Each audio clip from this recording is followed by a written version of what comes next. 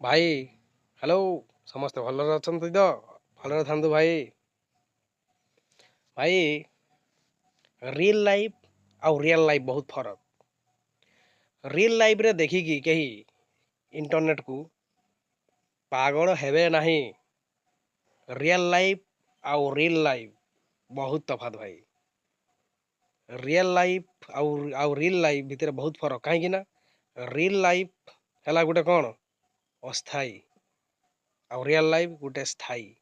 କାହିଁକି ନା reel life ହେଲା ମିଛର ଦୁନିଆ କୁହୁଡ଼ିରେ ପହଁରିବା ସହିତ ସମାନ, ଆଉ ରିଅଲ୍ ଲାଇଫ୍ ହେଲା କ'ଣ ବାସ୍ତବିକତା, ଯାହାକି ସେଇଠି ପ୍ରକୃତ ସତ୍ୟତା ମିଳେ। ତେଣୁ କରିକି ଇଣ୍ଟରନେଟ୍ ଜମାନାର ରଙ୍ଗ ବଢ଼ା ଚେହେରା ଦେଖି, କି କାହାକୁ ସ୍ମାର୍ଟ ଦେଖି, କି କାହାର ମିଠା ମିଠା କଥା ଶୁଣି କେବେ କାହା ପଛରେ ପଡ଼ିବେନି ଭାଇ।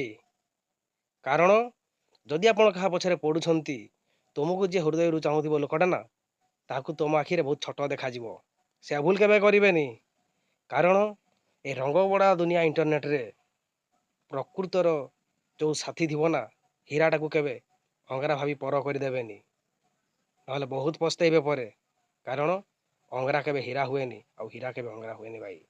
ତେଣୁ କରିକି ବର୍ତ୍ତମାନ ସମୟରେ ଇଣ୍ଟରନେଟ୍ର ମୁଁ ଦେଖିଲି ଇନଷ୍ଟାଗ୍ରାମ, ଫେସବୁକ୍ ଯେଠି ବି ହଉ, ବହୁତ ଟୁକା ମାନେ ଟୁଙ୍ଗିଙ୍କ ସହିତ ଚାଟିଂ, ଟୁକି ମାନେ ଟୁକାଙ୍କ ସହିତ ଚାଟିଂ। କିନ୍ତୁ ଗୋଟେ କଥା ମନେ ରଖିଥିବେ, କେଉଁ ଲୋକକୁ ଚିହ୍ନା ନ ଚିହ୍ନ, ଅଚିହ୍ନା ଲୋକକୁ ମଧ୍ୟ ମିଠା ମିଠା କଥାରେ ମେସେଜରେ ପାଗଳ ହେଇଯାଉଥିବ ଯଦି, ଦୟାକରିକି ତୁମ ମନପସନ୍ଦ ଲୋକକୁ କେବେ ଧୋକା ଦେବନି।